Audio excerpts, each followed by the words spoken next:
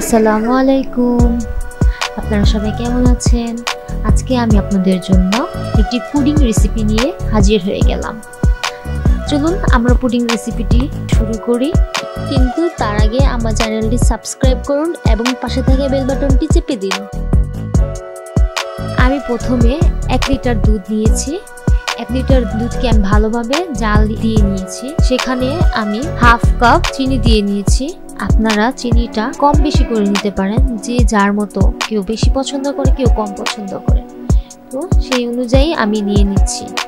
তো আমি সেটাকে ভালোভাবে কারণ চিনি থেকে পর্যাপ্ত পরিমাণ পানি বের হয়, তো সেই পানিটা যাতে সোক করে নেয়, তো তার জন্য আমি কিছুক্ষণ সেটাকে বলক নিয়ে আসব। বেশি না, একটা নিলেই হবে।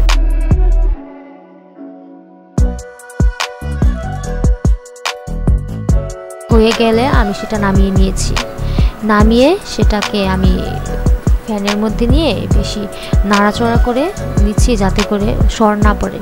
সর পড়লে সেটা একটু ভালো হবে না।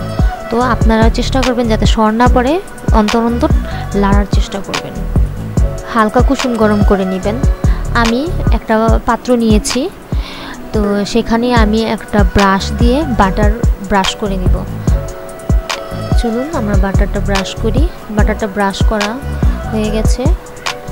বাটারটা আমি পুরো বাটিটা লাগিয়ে নিয়েছি। আমরা এখন ক্যারামেল তৈরি করব। তো ক্যারামেল তৈরি করার জন্য একটা প্যানটা পর্যাপ্ত পরিমাণ গরম করে 2 টেবিল চামচ চিনি নিয়ে নিয়েছি। তো চিনি নেওয়ার পর সেখানে আমি ভালোভাবে নাড়ব, যাতে কিছুক্ষণ পর দেখবেন একটু পানি উঠে আসবে।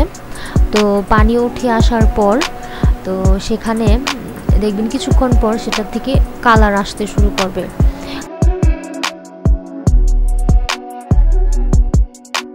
আমার কালারটা এসে পড়েছে।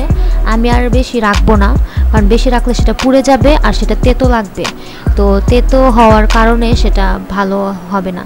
তো আমি আমার যে প্যানটাতে বাটার ব্রাশ করে নিয়েছিলাম সেটা থেকে আমি ঢেলে নিয়েছি। তো এখন আমি 4টা ডিম নিয়েছি। 4টা ডিম আমি এখন খুব ভালোভাবে ফেটে নিব। আমি হ্যান্ড হুইস্ক ব্যবহার করছি, আপনারা ইলেকট্রিক বিটারও ব্যবহার করতে পারেন।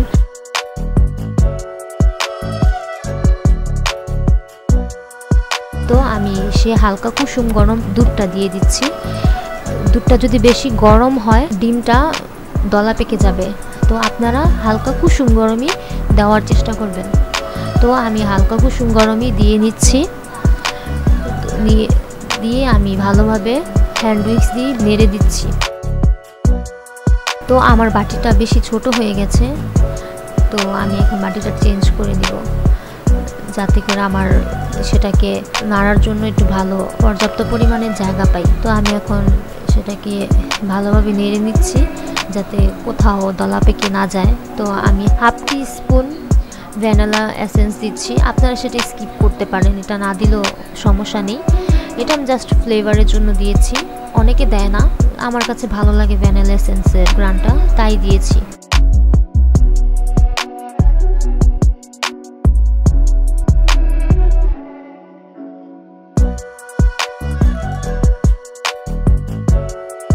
তো আমি এখন সেই পাত্রে ঢেলে নিব, একটা ছাঁকনির সাহায্যে ঢেলে নিব, যাতে করে পুডিংটা স্মুথ হয়।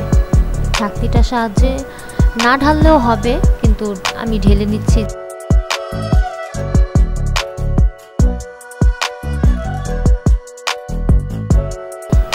ঢেলে আমি সেই বাটিটার ঢাকনাটা লাগিয়ে দিচ্ছি। সেটা লাগিয়ে দেওয়া হয়ে গেছে।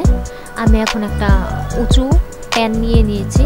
তো সেটাকে আমি হাই হিটে গরম করে একটা টিস্যু পেপার দিয়ে দিচ্ছি, যাতে করে আমি যেই পুডিংটা দিব সেটাতে যাতে সরাসরি তাপটা না লাগে। সরাসরি তাপটা লাগলে সেই পুডিংটা পুড়ে যাবে। তো আমরা তারপর কিছু পানি দিয়ে দিচ্ছি। অতিরিক্ত পানি দিবেন না, অতিরিক্ত পানি দিলে ভিতরে পানি চলে যাবে। তো আমি এখন লো স্পিডে 20 মিনিটের জন্য বেক করে নিয়েছি। তো আমি 10-15 মিনিট পর চেক করেছি। তো আমি এখন আমার পুডিংটা হয়ে গেছে, আমি নামিয়ে নিয়েছি। আপনারা এমন একটা কাঠি দিয়ে সেটা ভিতরে দিবেন। যদি সেটা ক্লিন আসে তো বুঝতে হবে যে না, সেটা হয়ে গেছে। তো আমি এখন এটা ঢেলে নিচ্ছি।